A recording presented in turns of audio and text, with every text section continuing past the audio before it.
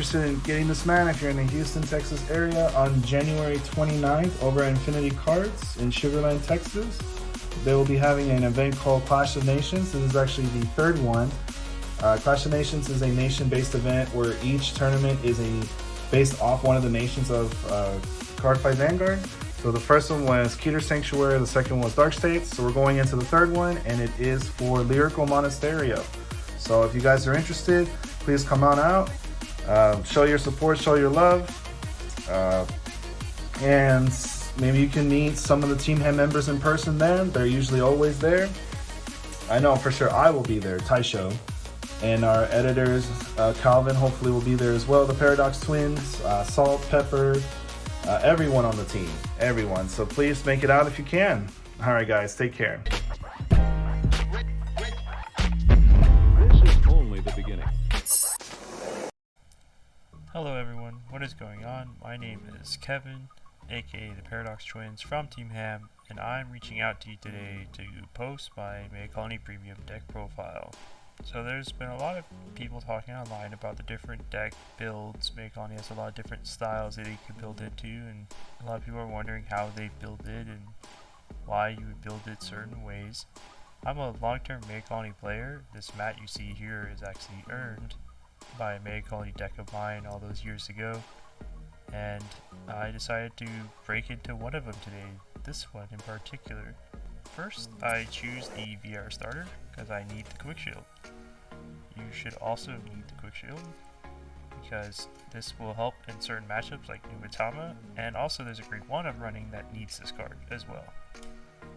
You could also run the Grapha starter if you wish, but I don't think it's that necessary. I don't see like I'm getting grade stuck enough to warrant me running that over the VR starter.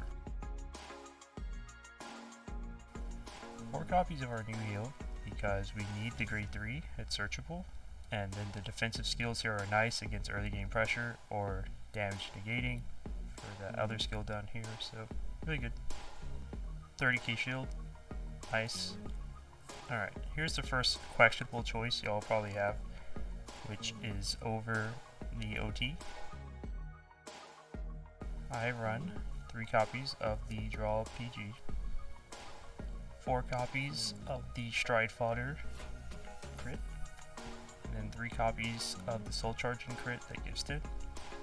Some other options you can consider running for grade 0s is the stand that goes to Soul, crit that goes back to deck, or some stand triggers that also go back to deck. Actually, mulliganing. In most cases you don't want any triggers, but if you had to keep one in your hand, I'd be looking more at our defensive options. It would be the ones I would mainly want to keep in my hand, preferably this one. Now, grade 1s. Hornet is a 3-up. You need him. He searches 3s. Good. 1 copy of the top 5 searcher. 3 copies of a card that allows us to draw 2. And that pitch 1 cost, if you go second, this will pay the cost. 3 of our counter trigger, who also allows us to run low ratios because he can put them back into the deck. He also counts as a 3, by the way, in the deck and so. And then here's another tech choice. This is another one where if you fight Narukami, you want it. If you don't, whatever. But I do fight Narukami, so I do want this card. You know, tell your opponent they can't restand their Vanguard is good. And here's another questionable choice where people will be wondering why. So I run this because her second skill down here, it makes it where I can tell my opponent they have to get rid of her before they can choose the unit in front of her. Keyword is unit. So I could put her behind my Vanguard, which makes it where my opponent can't choose my Vanguard. So if there's any effects that do that, they can't. And vice versa, I can also put her on rear guard and protect other rear guards.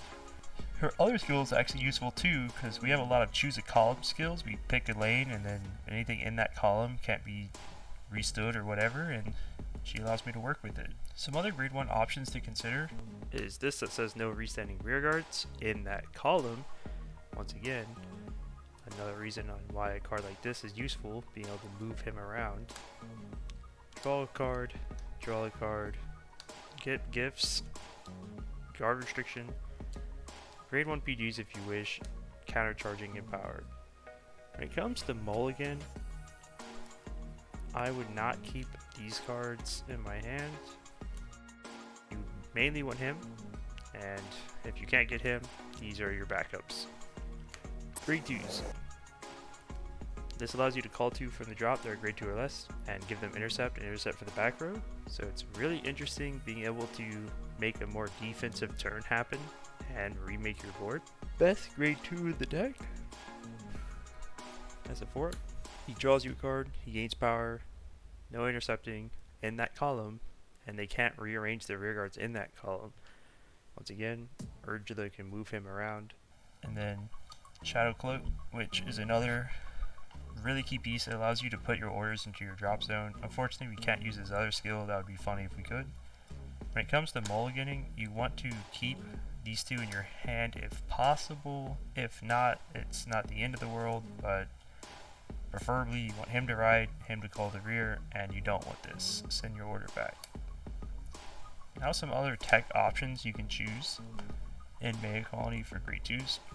If you run the Magnolia build or the Flagberg build, these are obviously cards you can run.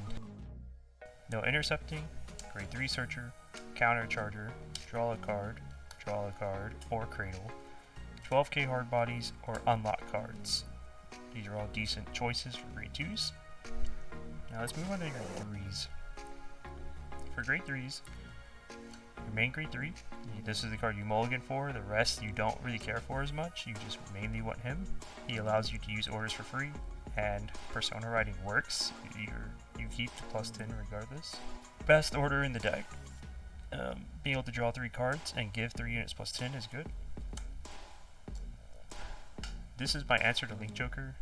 It allows me to unlock or stand a rear guard, and I get to draw if I did either. Then my 18k hard body if I want it, or a 18k attacker if I want it. As long as I use Ghidorah, I don't have to worry about his effect.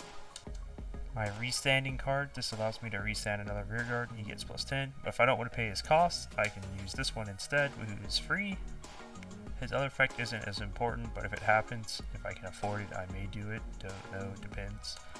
So for grade 3s, you saw those 3s earlier that I had laid out. That, these are different builds, so you don't really want to run them unless you run them at high numbers. Like obviously this could be more of a spicy tech, but here's some actual other rearguard options. You can gain a crit, or you can gain a crit and garter straight. The issue is his cost is really high, and it'll get you killed, and it may not end the game because of all the increases of how easy it has become to guard in this game. Now let's talk about the G-Zone. So this is our best stride. You need to run this card as a 4-up, or at minimum a 3-up. You want to keep going into this card, being able to rest your opponent's vanguard, being able to rest their rear guards as well. Then you can multi-attack, and you get to tell them they can't superior call. They also can't G-guard. It is really good. This is our draw card. You can either draw cards, or if your opponent didn't leave rear guards, you get to quad drive and gain a crit. Her other effect's decent, but because Dark Device can be played around, a good player won't let you do that. 2 copies of Lawless, so if your opponent decides they don't want a board, you can tell them now you can't have a board. And then Zoa. Zoa's pressure has gone way down. It's a lot harder for her to end a game now because how easy it is to guard. So unfortunately, I don't know. Depending on our new stride, I might take Zoa out. Our GB8 is good, but it's also completely dependent on what my opponent does. So the more rear guards he leaves, the more powerful this card is. Dismal, so any decks that want to hit my rear guards can't. I can force them to swing Vanguard. This G-Guard is a 10k shield. It's the best G-Guard Megacolony has, unfortunately. For shield value, that is. Fort here allows me to rest my opponent's entire back row, which is really strong, depending on how big they get their units, or on boost effects are needed, so it can change attack patterns. And then my GB Flipper for G-Guards. It's okay. being able to draw a card and countercharging is nice, but it's nothing super crazy there. Some other G-Zone options is Mix Element. If your opponent has a big hand, it's a big guard. Drop, draw, G-Guard. You may as well just play Link Joker. He would be better if my opponent couldn't play around him, but because they can, it's really awkward. This card just is a joke, really. It's supposed to buy you turn, but it doesn't. And then you have this card, which you can run any Cray Elemental. This one's just the best if you run vanillas. I don't run any cards that need face-up Cray Elementals, so I don't run any in my deck right now. There's also the Machining Strides as well, but for that you need to build a Machining deck. I'd really like to know what y'all think about this deck profile. Join the Discord or message us on Facebook. Leave a comment in this video. I like to see what other Megacolony players are doing and how they're building their decks and what they think about my build as well and my tech choices. I'll talk to y'all next time. Alright guys, y'all take care and thank you again for watching.